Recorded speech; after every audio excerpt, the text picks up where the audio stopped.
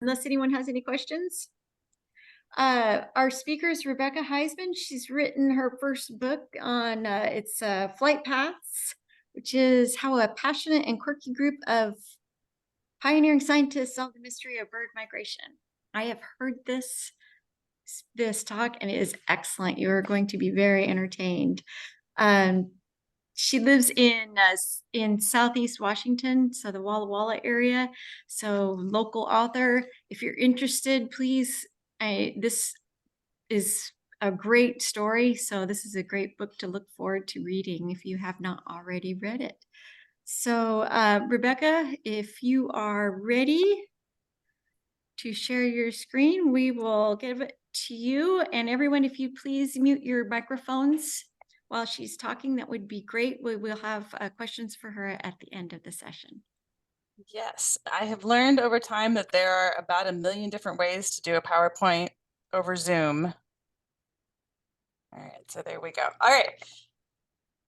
Meeting is being live streamed. Cool, got it. Okay, so yeah, thank you all for having me. I am excited to be here. This came about because back in September, I gave a talk at the statewide meeting of Washington Audubon chapters up in Seattle. And so a couple of the Vancouver Audubon folks heard me there and invited me to speak to your group. No, wait, this was already on the schedule before that. I'm mixing up my Audubon chapters. Anyway, thank you. I've been doing like a nonstop virtual Zoom book tour of Audubon chapters. It's been really fun. So forgive me for that, but I am very excited to be here. And yeah, met a couple of you in person in Seattle in September. And yeah, I am here tonight because I am the author of a book on the history and science behind how we know what we know about bird migration. I have spent the last 2 years of my life immersed in this topic. I have talked to dozens of scientists. I've read more scientific papers than I could possibly count. I've joined a few of those scientists in the field in person while they have been doing their field work. And it's been really amazing. I feel really privileged to be able to tell the stories of the scientists who are profiled in this book, because I still feel like they're the real experts, and I'm just trying to bring the amazing things that they're doing to a wider audience. And this is really such a fun job to have because there are so many good stories to tell about bird migration. So these are just a few of the amazing migrators whose stories appear in my book. On the lower left, of course, we have the bar-tailed godwit. This is the bird that makes a very famous nonstop flight in the fall from Alaska all the way across the Pacific Ocean to New Zealand, which without touching down once, which is just mind-boggling. In the middle here, this is the bar-headed goose, which makes the highest altitude bird migration in the world. These guys fly over the Himalayan mountains every year to get between their winter and breeding range. And in the upper right, that little guy is the blackpoll warbler. And these guys in fall, to get from New England to South America, they launch themselves out over the ocean and do about a 3-day flight over the open waters of the Atlantic, which sounds a little bit less impressive than the bar-tailed godwit crossing the Pacific, until you remember that a bar-tailed godwit is about the size of a football, and a blackpoll warbler weighs about the same as a ballpoint pen. So it's just amazing. But for me, what fascinates me just as much as what migrating birds do and how they do it is how we even figured all of this out. So that's what my book is really about. And that's what I'm here to talk about this evening. I want to give just a little bit more background on me and how this book came to be. So before COVID, I worked for the American Ornithological Society as their one-person communications department. So this is the big professional organization in North America for scientists who study birds. They put on an annual scientific conference. They give out research grants. They're the folks in charge of the bird names. So they're the ones who just made that announcement last week that y'all were discussing a little bit ago. And they also publish 2 peer-reviewed scientific journals, which you can see here. They used to be called the Auk and the Condor. They changed these names a couple years ago, which was a pity. I could go off on a whole tangent about that, but I won't. So when I worked there, again, as their one-person communications department, one of the many hats that I wore was I was in charge of promoting the new research that was being published in these journals to science journalists and to the public. And so I read a lot of scientific papers about birds. My job was then to turn them into press releases, blog posts, things like that. And I don't know how many of you watching this evening are familiar with the structure of a scientific paper, but they all follow the same basic format. So they start with the introduction, where the researchers explain what question they were trying to answer and why. And then there's the methods, where they explain exactly how they did their study or their experiments step by step. And then there's the results and the discussion, where they talk about what they found and why that matters. And I was reading all these papers, and I kept getting stuck on the part that I think a lot of people just skim over to get to the good stuff, which is the methods. I kept getting totally sucked into these method sections. I didn't know, or if I had learned in my long ago undergraduate ornithology class, I had forgotten that you can study bird migration using weather radar. You can study it by putting out microphones to passively record the flight calls of birds passing overhead. You can study it by analyzing rare hydrogen isotopes in bird feathers. And I just started thinking, how did we figure all of this out? And who figured it out? And what's the science behind some of these techniques? And so when the pandemic started, I was one of the many people who ended up leaving their jobs during that period. And I decided to write the proposal that turned into the book that came out earlier this year. So I cover a lot of ground in the book. This is the table of contents here. The basic structure of it is I just go chapter by chapter through each of the major techniques that scientists have used to study bird migration, roughly in chronological order, beginning with bird banding and going all the way up through things like high volume genetic sequencing. And when I started to think about how to adapt that into a 45-minute talk, I decided that the easiest and most fun thing to do instead of trying to cram all of this material into 45 minutes, which would be impossible, would be just to zoom in on 3 of my favorite stories from the book and focus on those. So that's what I'm going to do this evening. In the next 40 minutes or so, I'm going to share the stories of 3 of my favorite migration research innovators that I learned about while researching this book. And I'm going to wrap up by talking a little bit about why all of this matters for bird conservation. And my hope is that you'll come away from this evening with a new appreciation of all of the hard work and creativity that went into uncovering every gee whiz fact that you ever hear about bird migration. Excuse me. So the first tactic for figuring out what migratory birds are doing that I want to talk about this evening is one that I had never even heard of before I started doing the research for this book, and that is moon watching. So most songbirds migrate at night. I'm sure this audience knows that. And that means that you need to get a little creative to see what they're doing, because not only are they flying quite high up, but it's also dark. So you can't just look up and see what's going on with bird migration. And today we have all sorts of high-tech tools like radar and satellite telemetry to help us spy on these night migrating birds. But before any of that technology was developed, this guy, whose name was George Lowry, came up with a really clever way to do this using just a telescope. So George Lowry was born in Louisiana in 1913. He was fascinated with birds, going back to the time that he was a kid. And in 1936, he finished his master's degree from the University of Louisiana at Baton Rouge. And he stayed on there for the rest of his career as an instructor and an ornithologist. And he helped found the university's Museum of Zoology, which is still going strong today. Now, in the early part of the 20th century, most ornithologists thought, based on the evidence that was available, that birds were migrating over the Gulf of Mexico, over the open water of the Gulf of Mexico on a regular basis. And living in southern Louisiana, George Lowry would have been very familiar with the phenomenon of migratory fallout, which is when birds that are migrating north over the Gulf of Mexico in spring, sometimes depending on the weather conditions, they just sort of fall out of the sky en masse at the first bit of land that they see. And so you can get these incredible concentrations of all different species of migratory songbirds dripping out of the trees. And so people didn't really, there wasn't any way to prove it, but people never really saw these birds migrating through Mexico. And, you know, occasionally someone on a ship out in the Gulf would see birds passing by. And so they thought that this was probably pretty typical migratory bird behavior.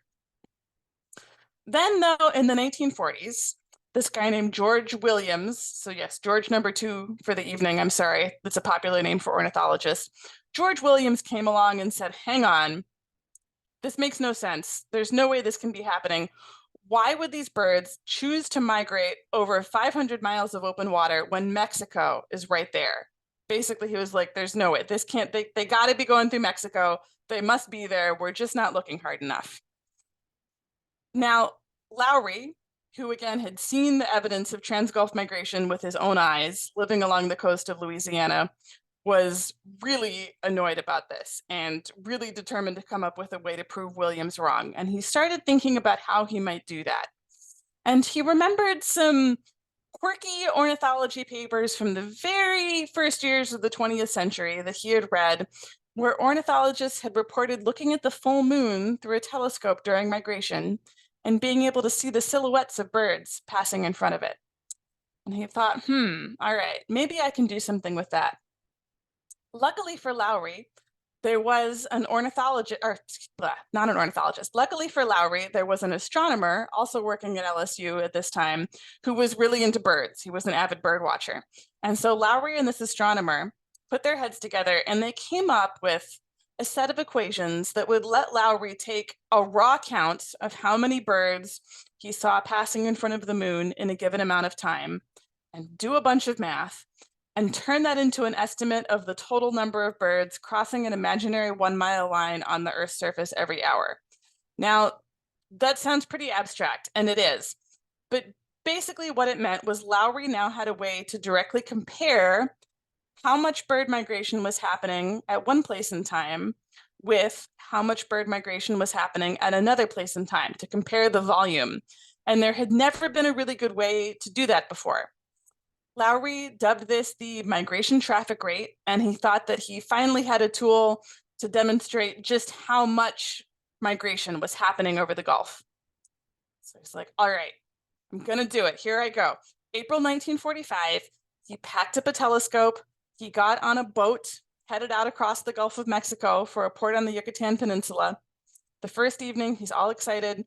They're, you know, out at sea, basically. He goes up and sets his telescope up on the deck, points it out at the moon, looks in the eyepiece. Lowry had no experience on boats, and he had not anticipated the fact that the moon would be bobbing up and down, in and out of sight because of the action of the waves. So there was no way to get a good count like that. But he was undeterred. He waited until they had crossed the Gulf of Mexico and docked in the Yucatan where the waters were calmer. He tried again. He set up his telescope. He pointed it out across the Gulf at the rising moon. And in 45 minutes, he tallied 12 birds, which may not sound like a lot, but when he did the math, that worked out to more than 3,700 birds passing over a 1 mile line extending out into the Gulf every hour. So Lowry had just collected the first hard numerical evidence that trans-Gulf migration was real. Take that, George Williams. Now, Lowry knew he was onto something. He wasn't going to stop here. And his next idea for moon watching was to scale it up and recruit volunteers from across North America to collect this type of data. Today, we would call this citizen science or community science. And there's a whole chapter in my book just about that. But in the 1940s and 50s, those terms hadn't been coined yet. Lowry just knew that he had hit on a method that had the potential to reveal migration patterns at the scale of the entire continent for the first time. But he was not going to be able to do all of that work alone.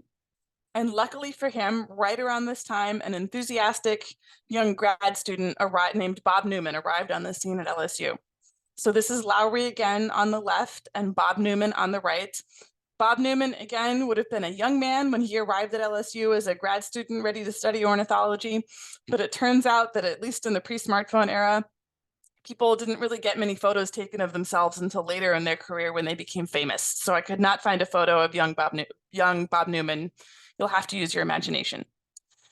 Now, like Lowry, Bob Newman ended up staying on at LSU for the rest of his career, and the two men formed a working partnership that lasted all the way until Lowry's death in the 1970s. These men both passed away decades ago, so I was not able to talk to either of them when I was researching my book, but I did get to speak with an ornithologist who worked with both of them when he was a grad student, and he was kind enough to share his memories of both of these men. My impression is that in a lot of ways, they couldn't have been more different. They were sort of the odd couple of ornithology. Lowry was an old school gentleman naturalist, the sort who would have been at home in the 19th century as much as the 20th. He wore a suit and tie for field work, and he organized expeditions to Central America to gather new specimens for his museum. He was a workaholic who would go home to eat dinner with his wife, only to reappear at the office to get some more work done a little later in the evening. Newman, on the other hand, had a reputation for his sense of humor. He liked a good joke. And he also approached problems a lot more like a modern scientist. So he taught himself statistics before that was a common skill for zoologists. You did not have to know statistics to be a biologist in the 50s. He made it a personal mission to keep up with the latest bird migration research being published all over the world. And together, these two men came up with a plan to collect a snapshot of migration activity all across the entire continent during a single week in October. No one had ever tried anything like this before. This was before satellites. It was before the internet. It was basically before computers. There might have been a few primitive computers in the United States at this time, but these two guys sure did not have access to them. So the way they went about this was they spent literally up to 12 hours a day sometimes handwriting personal letters to hundreds of potential volunteers. They sent these out to Audubon chapters all over the country, explaining the goals of their project and what would be required of data collectors and the special contribution that each participant would be making to science.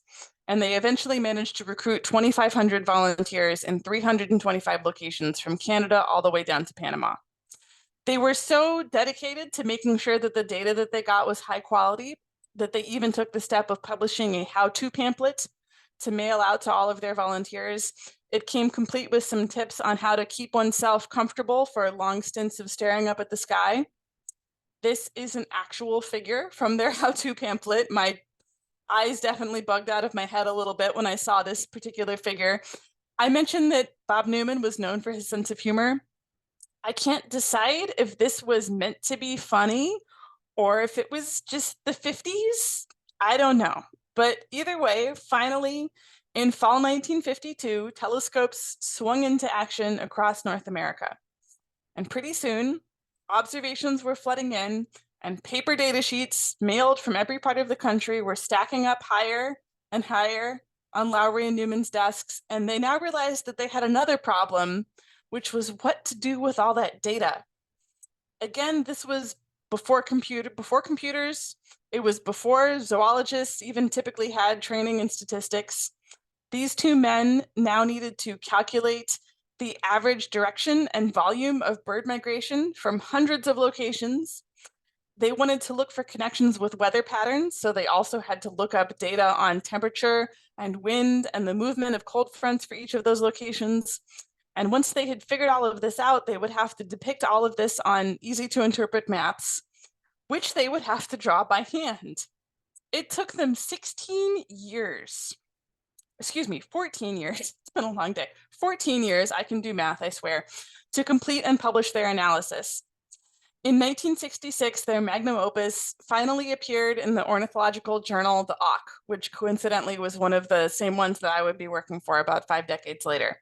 They titled it A Continent-Wide View of Bird Migration on 4 Nights in October. And it included these painstakingly crafted maps that used red, black, and white arrows to indicate the volume and the direction of migration at locations across the continent on the nights of October 1st through 4th, 1952. They could see really clearly that in the Midwest and East, there were massive migratory flights that spanned multiple states, with reports from many locations that were really consistent in their reports on how many birds were passing overhead and what precise direction they were heading in. They could see that favorable winds and the movement of cold fronts both clearly affected migration patterns across the continent, with the heaviest migration occurring in front of advancing cold fronts. And I'm sure any of you who like to check the weather forecast during migration to try and guess when the next big wave of birds is going to hit your area are probably familiar with this idea of migrants riding advancing weather fronts. But to see this at such a large scale was totally new at the time that this was published. I feel like today, when we're used to flipping on the TV and seeing satellite images of the Earth, it's almost hard to imagine how striking it must have been at the time to see these patterns laid out on this scale. So this paper was a blockbuster. It was 40 pages long.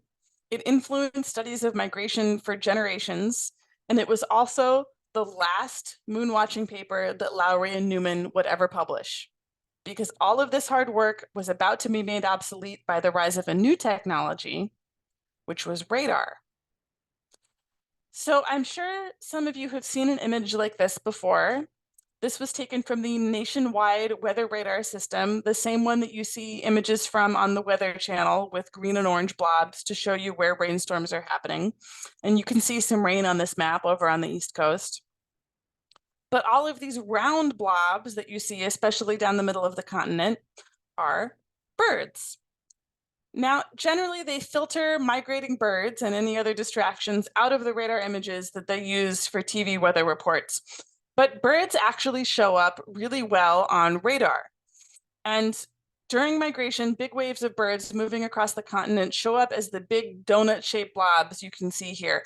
Basically, what's happening is each of those little white dots is the location of one radar station, and as the birds all lift off in the evening, they completely saturate the field of view of each station. So each of those round blue and green blobs just represents the total area that an individual radar station can see.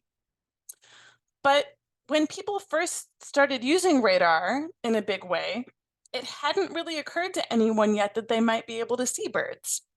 Radar, of course, first really came into widespread use in World War II.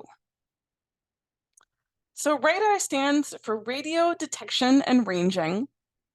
To get a little technical, just for a moment, basically the way radar works is a special transmitter sends out radio waves. Those bounce off of objects in their path, and some of their energy is reflected back to the radar equipment. And how much energy comes back and the angle that it comes in at tells you the size and distance of any objects that those radio waves are running up against. You can basically think of it as being like sonar or echolocation, but using radio waves instead of sound. So British scientists had figured out the basic principles of this in the 1930s. And by the time World War II officially broke out, they had built a whole network of radar stations up and down the British coast as an early warning system to detect incoming planes from the European mainland. But pretty much as soon as these radar systems were operational, they started picking up some weird signals, which, unlike planes, which plodded along at consistent speeds and trajectories, these mystery signals appeared and disappeared and changed direction at random. Supposedly, at one point, a red alert was actually sounded, and British fighter planes were urgently ordered into the air to intercept strange signals heading across the English Channel, only to get up into the sky and find nothing there. Exasperated radar operators started calling these mystery signals radar angels. Excuse me. So while all of this was happening, this guy had been teaching science at a secondary school in Devonshire in southwestern England. His name was David Lack, and he didn't know it yet, but he was about to become the father of what would eventually become known as radar ornithology. Again, Lack was a young man at the point in time that we're going to be talking about, but he became much more famous later on, and that's when he had nice photographic portraits taken of himself. So Lack had always been interested in birds. He had studied ornithology at Cambridge before becoming a teacher. And in 1938, he took a year off from his teaching job to travel to the Galapagos Islands to do a study of Darwin's famous finches there. He got back to the UK just as war was breaking out, and he later wrote a partial memoir about the early years of his career. So I'm going to let David Lack tell you in his own words what happened next when he arrived back in England on the brink of war. I had become a pacifist at the age of 17. He'd signed a pledge to an anti-war organization. And in the autumn of 1940, I decided that I ought to leave my job at the school to work with a pacifist unit. I spent a trial night in the East End of London during heavy raids, but was so put off by the pacifist earnest attitudes and so excited by the flashes and bangs that I was immediately converted from pacifism. A month later, the Central Register for Scientific Workers sent me to interview for an unspecified job. So he's going to join the war effort, but because he has a science background, they want to give him a special science job. As a biologist, you will of course have learned a lot of physics, the interviewer said. I'm afraid not, I answered. While I expect your math is of a high standard, I'm afraid not.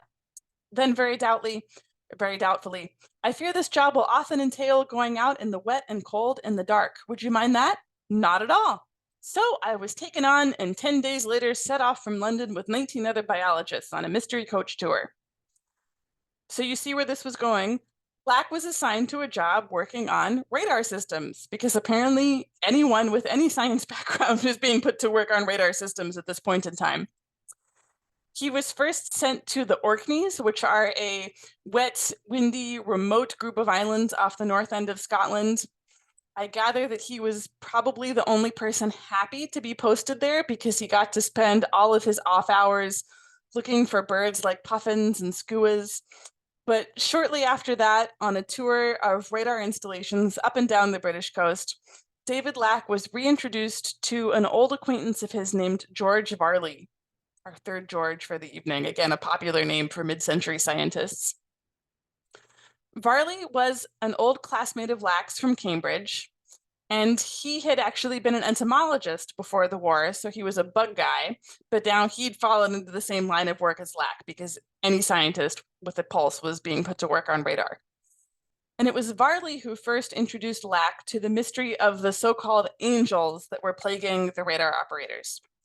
Now, Lack, who was an ornithologist by training and familiar with the behavior of birds in flight, heard the descriptions of these radar angels and was pretty much immediately like, guys, it's birds. It's got to be birds.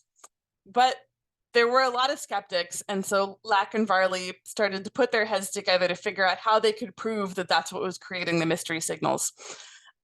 They got pretty creative. At one point, they convinced an officer to tie a dead gull to a balloon and send it aloft in front of a radar station just to demonstrate that it was at least theoretically possible for a bird body to produce a radar signal. Finally, though, in September 1941, they managed to use a powerful telescope to confirm that the source of a signal being tracked offshore in real time was in fact a flock of gannets, which you can see here. As the war continued, Lack and Varley continued to collect radar observations that they believed represented birds, and the technology was advancing quickly, so in no time they had gone from picking up big birds like gannets and geese to picking up things like flocks of starlings. And they were gathering data to show that the characteristics of these so-called angels, like their airspeed and how they flew with or against the wind instead of across it, were consistent with the behavior of birds. Not everyone was convinced. I want to read one more brief David Lack quote, just because I love this man's sense of humor. At one meeting, he wrote, after the physicists had again gravely explained that clouds of ions must be responsible, Varley, with equal gravity, accepted their view, providing that the ions were wrapped in feathers. So they stuck with it. Finally, in 1945, as the end of the war neared, they got permission to publish their previously top secret findings in the journal Nature. Today, Lack, who died in 1973, is better remembered for a book that he wrote about Darwin's finches, but this publication, again, essentially kicked off the entire subdiscipline that we now know as radar ornithology. Radar ornithology might have died an early death. It might have only been a footnote in my book instead of a whole chapter, if not for the fact that turns out that storms show up on radar just as well as airplanes and birds do. So after the war, meteorologists started developing radar technology as a way to provide early warnings about hurricanes and other major storms. And because large flocks of birds showed up just as well on weather radar as they had on military radar, building a nationwide network of radar stations was great news for ornithologists. And over time, advances in weather radar, like the introduction of Doppler technology, have made it possible to gather better and better information about migrating birds this way. I should be clear, you typically can't identify individual species of birds using radar. Instead, you're gathering big picture data on kind of big scale migration patterns and how much volume of migration is going on where and when. So just briefly, I want to talk about one fairly recent paper that I think shows the power of this kind of data. In 2018, two scientists downloaded radar scans covering every evening for 23 years, about 150,000 individual radar scans. And they did some analysis to see how weather factors like temperature and wind and air pressure predicted the appearance of big migration movements on radar. So if you've been paying attention, you might notice this is basically the same kind of thing that Lowry and Newman were trying to do with moon watching data, but now we have much, much bigger data sets and we have computers to help us analyze them. So the math in this study, they found that they could explain almost 80% of the variation in migration volume from one night to the next, which was really great. And they could even predict big migratory movements several days in advance. So if any of you are familiar with Birdcast, which is this amazing tool run by the Cornell Lab of Ornithology that lets you log on during migration and see a forecast for how much migration is going to be happening where that evening, this is the technology that Birdcast is based on. And it is all thanks to a witty science teacher from Devonshire who figured out what must really be going on with those mysterious so-called angels annoying the radar operators guarding England from the Nazis. But, of course, radar is not the only way to put radio waves to work tracking birds. And this brings me to my third and favorite and final migration maverick for the evening. So this fellow is Bill Cochran. I do actually have a photo of young Bill Cochran on the left there, and on the right, that's Bill later in his career handling a bird. In the mid-1950s, Bill Cochran was a young Navy veteran working on an electrical engineering degree part-time, while also working for a brand new television station based in Champaign, Illinois. One morning, he went to check on his employer's transmitter tower on the outskirts of town, and there he found an ornithologist from the University of Illinois picking dead birds up off the ground. That ornithologist's name was Richard Graeber, and he was there to study tower kills, which is the phenomenon where flocks of birds fly into communications towers and are killed by the impact. So Cochran, the young television engineer, wanted to know what on earth this man was doing. And when Graeber explained, Cochran was really intrigued by this idea that there were people studying birds. He hadn't run across this before. And soon he was spending all of his spare time tinkering together gadgets to help Graeber in his work. So Bill Cochran appears in more chapters of my book than any other one researcher. And the first project that he and Graeber worked on together was these two were actually the first people to make recordings of the nocturnal flight calls that birds make when they're migrating at night.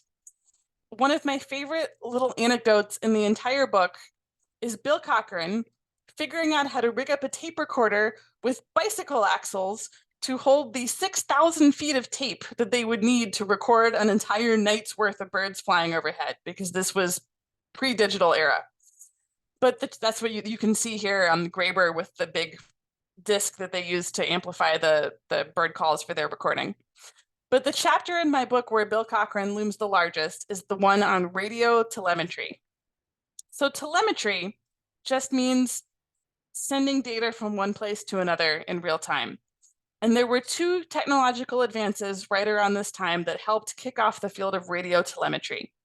The first was the invention of the transistor in 1947. I have joked a couple of times now that I think I'm the only person going around giving talks to Audubon groups who has a photo of a replica of the first transistor in their PowerPoint deck. Before this, radios had relied on bulky, breakable vacuum tubes to amplify the signals that they sent out.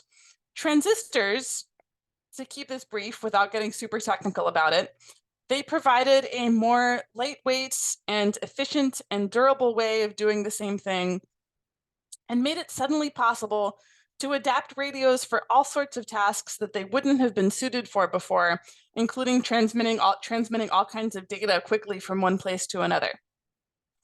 The US Navy was actually one of the first groups to jump on this and start experimenting with radio telemetry. They tried using radio signals to transmit real-time data on a jet pilot's vital signs to a doctor monitoring them from the ground, and to study the effectiveness of cold water suits for sailors by transmitting temperature data.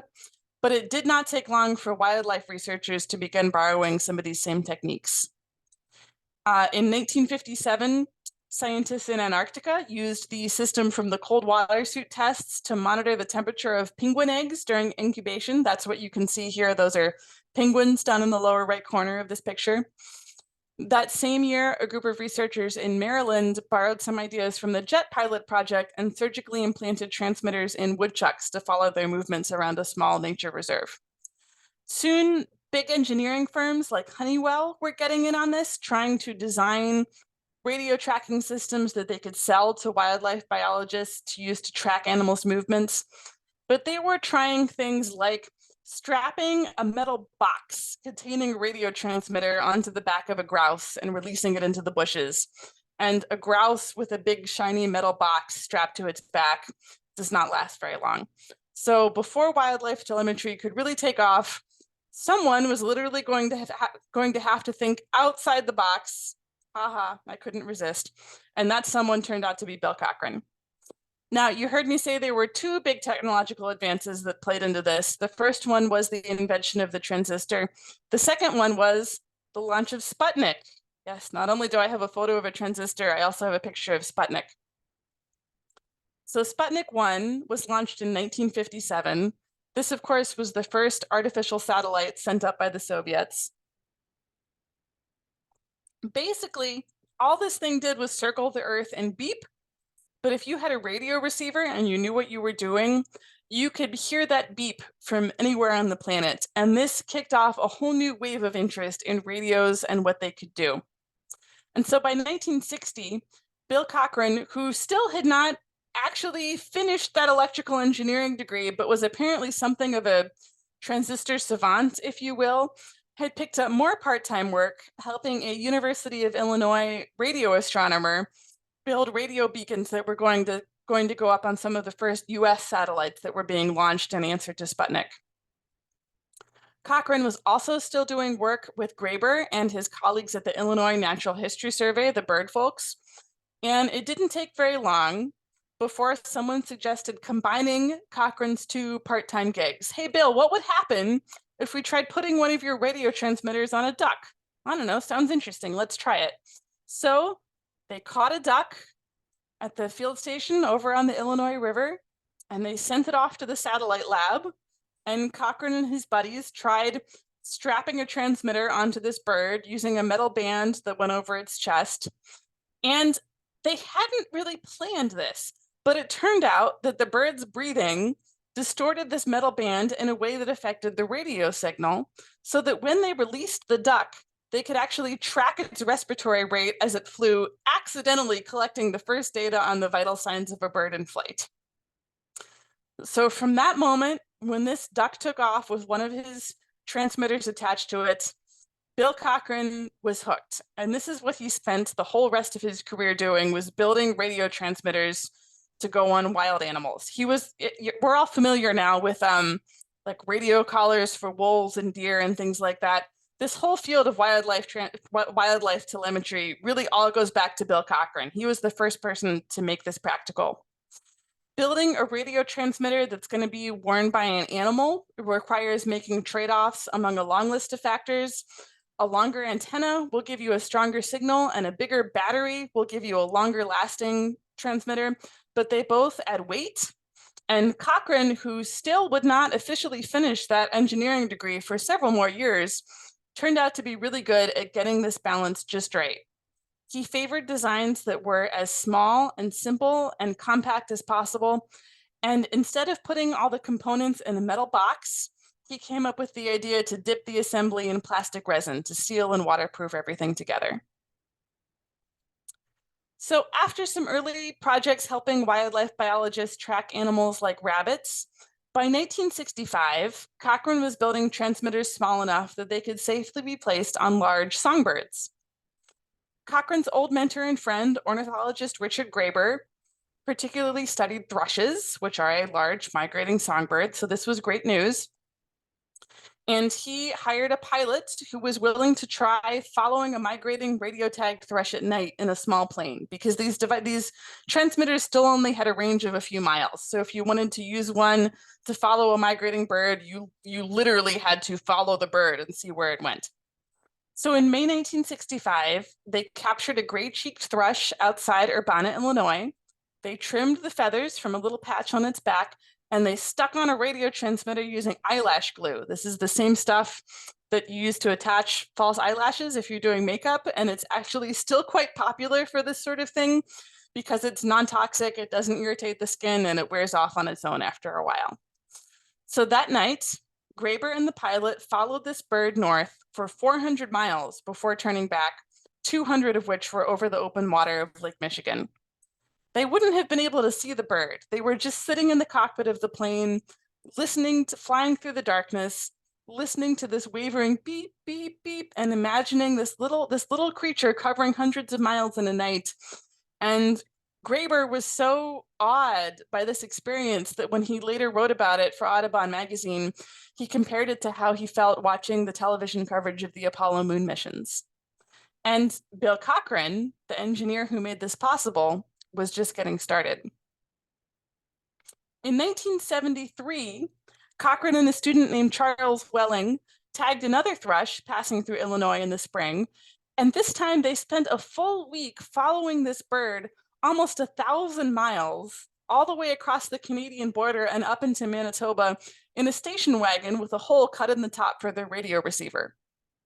They had some pretty wild adventures along the way. At one point, Welling, the student who was driving, as I understand it, basically spent a night in jail when a suspicious police officer pulled them over in rural Montana, because who wouldn't be suspicious at this thing driving through their small, did I say Montana? I meant Minnesota. Their small Minnesota town in the middle of the night. They didn't want to stop for fear that they would lose the bird. So Cochrane basically kicked the kid out of the car to sort things out, kept on driving until the thrush set down at dawn, doubled back, bailed him out, and they continued on. The only reason they gave up when they crossed into Canada was basically because the car's engine gave out and they couldn't keep going. They gathered data on the bird's altitude, its airspeed and ground speed, the distance it covered each night, and its heading. And because they were able to stick with this bird over such a long distance, Cochrane was able to track how the precise direction that the bird set out in each night changed as its position changed relative to magnetic north. And the gradual changes that they saw in this bird's heading each night provided some of the first real-world evidence that migrating songbirds use some sort of internal magnetic compass as one of their tools for navigation. Now, Bill Cochrane never really got the hang of the politics of academia. Remember, he was an engineer by training, not a biologist. He never totally understood the peer review system for scientific publishing. He was always a little bit of an outsider. And I gather that he also may not have been the easiest guy to get along with personally. He was kind of a cantankerous dude. And by the late 90s, he had left the Illinois Natural History Survey on what I gather were maybe not the friendliest terms. But he kept on building radio systems for ornithologists in his garage right up into the beginning of this century. And while I was researching my book, I had the great good fortune to speak with Bill multiple times and even to visit him at his home in Illinois, where this station wagon was still in the driveway and most of his backyard was taken up with an enormous radio receiver tower. He was a hilarious character. He loved to screen his calls by pretending to be a janitor at an animal shelter when he answered the phone. So I would call him at a prearranged time to interview him, and he would pick up going, "Animal shelter, we're closed." And I'd just be sitting there going, Bill, is that you? So he was just a hoot. And sadly, he passed away last year at the age of 90. I really believe that he is an unsung hero of 20th century science, and I'm really happy that my book is hopefully making more people aware of all the amazing things he accomplished. I feel like every time I give this talk to an audience of ornithologists, someone in the audience has another Bill Cochran story. There is an infinite supply of Bill Cochran stories. So I am reaching the last few slides of my talk here. And in my last few minutes, I want to talk a little bit about the concept of migratory connectivity and why all of this matters so much. When I was first putting together a book talk, I intentionally chose some of the more historical stories from the book. I promise the book is not all dead white guys. In the book, I do cover a lot of the more recent developments in this field as well, like the latest miniaturized tracking devices and artificial intelligence tools for analyzing big data sets and high volume genetic sequencing, all of that stuff. And thanks to all of these recent high-tech advances, we now have a clearer and more detailed picture of bird migration than ever before. And that data can help us target conservation efforts effectively, which is really important because why is it not going? There we go. Migratory birds are not doing so well. I'm sure that a lot of you are familiar with what's been called the 3 billion birds paper, which is a study published in 2019 that drew from a lot of different data sources to come up with an estimate that there are 2.9 billion, with a B, fewer breeding birds in North America now than there were in 1970, which is just staggering. It's almost a 30% decline. Researchers and wildlife managers have been scrambling to figure out how to stop the bleeding. And so when it came time to write a conclusion for my book and try to tie a bow on the whole thing, I wanted to tackle the question of whether some of these new technologies for tracking migration might be part of the answer, and also just whether or not there's any reason to feel hopeful when we look at these numbers. And so what I did was I got in touch with a couple of the leading experts on migratory bird conservation in the US today to ask them these questions. I talked to Pete Mara, who was the senior author on this 3 billion birds paper and who co-founded the Road to Recovery initiative that grew out of it. He was formerly the director of the Smithsonian's Migratory Bird Study Group, and now he's at Georgetown. And I also talked to Jill Deppy, who's the director of the Audubon Society's Migratory Bird Initiative. And they were both very kind to let me call them up and ask them laughably broad questions like, what is the state of migratory bird conservation today? And are you hopeful about the future? They both had strikingly similar things to say. They agreed that despite all of the ever more detailed migration research that is happening now, we still need more data to understand what's actually behind the declines of many of these species. So the time for data collection is not over. They agreed that there is a need to better consolidate the data that is being collected and get it into the hands of policymakers and conservation activists to work across borders, to incorporate more partners in the social sciences and more perspectives from Indigenous people. And somewhat to my surprise, they both insisted that yes, they do feel hopeful. So I want to close by repeating a little bit of what Pete Mara told me when I asked him if he feels optimistic about the future of migratory birds. I'm going to take a drink of water first, though. He said, "I'm very optimistic. We've done this in the past, we've corrected other environmental issues, and now we have to deal with climate change. So while it seems like there's this overwhelming deluge of negative issues and challenges with getting people on board with these things and constant pressures on nature, I choose to be optimistic and hopeful just because I don't see any benefit of being pessimistic or having a lack of hope. I just don't choose to take that route. Don't get me wrong, there are times when I might be negative or spiraling down into a pit of agony, but I'm not going to do that." I thought those were wise words. And I don't know about all of you, but when I find myself spiraling down into a pit of agony, I usually just go birding. So that's what I've got for you this evening. Thank you so much for having me to speak to Vancouver Audubon. Of course, I cannot sign books for you since I am not there in person, But if anyone feels inspired to go out and buy a copy of my book after this talk, if you go to my website here, RebeccaHeisman.com, there is a contact me form, which goes straight to my email inbox. So if you drop me a line there and say that you ordered my book after hearing this talk, I would be more than happy to send you a signed book plate that you can stick in the front of it to turn it into a signed copy.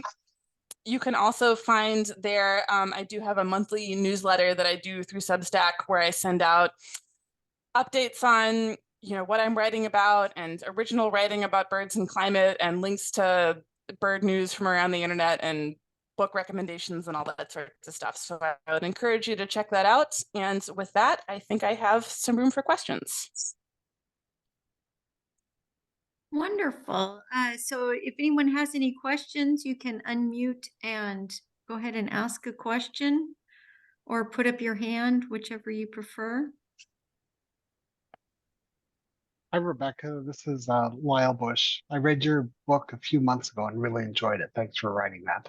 Thank you. I was surprised at the diversity of the backgrounds of the scientists in your book. I was just like, where do these people come from? But did that surprise you also, or were you accustomed to that? I was definitely surprised by it. I don't think when I started researching the book, I really had an accurate idea of just how many computer scientists and engineers I was going to be talking to. Yeah, it was surprising. Yep.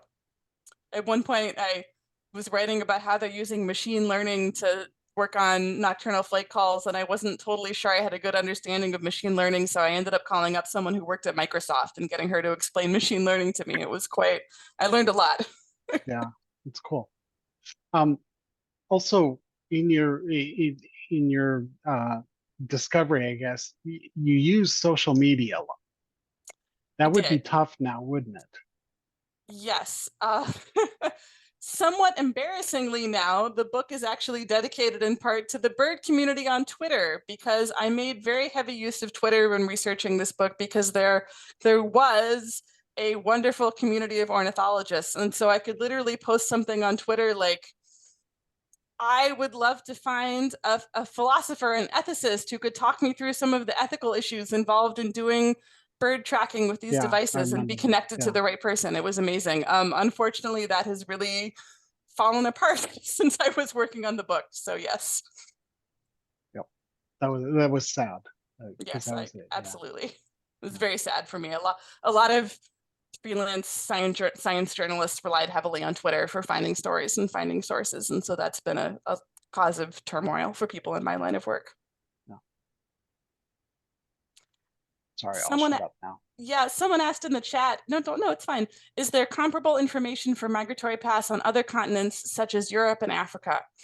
Yeah, so obviously, because I'm based in North America, a lot of my thinking goes toward the birds that migrate between North and South America. But there's, these whole other migratory systems of birds that go back and forth between Europe and Africa and go north and south in Asia, and I think even between Asia and Australia. And I do get into that somewhat. I talk in the stable isotopes chapter about a project to figure out where birds that breed in Europe go in Africa, because there's not a lot of on the ground ornithology happening in Africa. And so the stable isotope analysis offers another path to get a glimpse at that. And I talk about the satellite tracking efforts with spoon-billed sandpipers, which are a very tiny, very cute, very endangered shorebird that migrates within Asia. So yeah, there's comparable research going on in other continents, and I do touch on some of that in the book.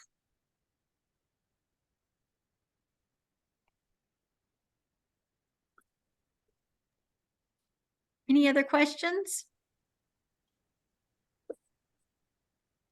I just wanted to say to everybody, I posted it in the chat, but I did talk to Vintage Books here in Vancouver, told them that we were going to have Rebecca's talk here, and that so they have books on hand there at Vintage Books, Mill Plain and East area. So if you want one right away, you can find one there. And I just put my website again in the chat there for anyone who wants to get me to mail them a signed book plate, which I'd be happy to do, or check out my newsletter or anything like that.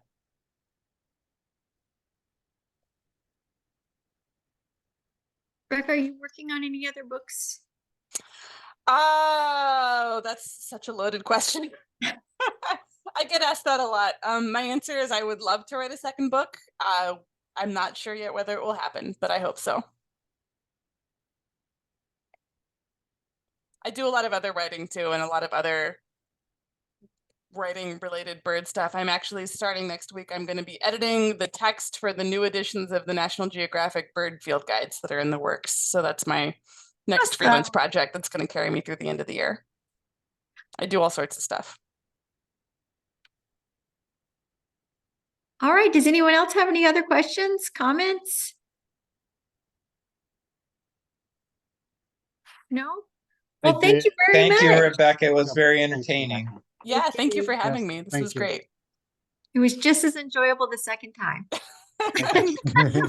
Good. Well, thanks everyone. Have a good night. Bye-bye. Thank you all. everyone.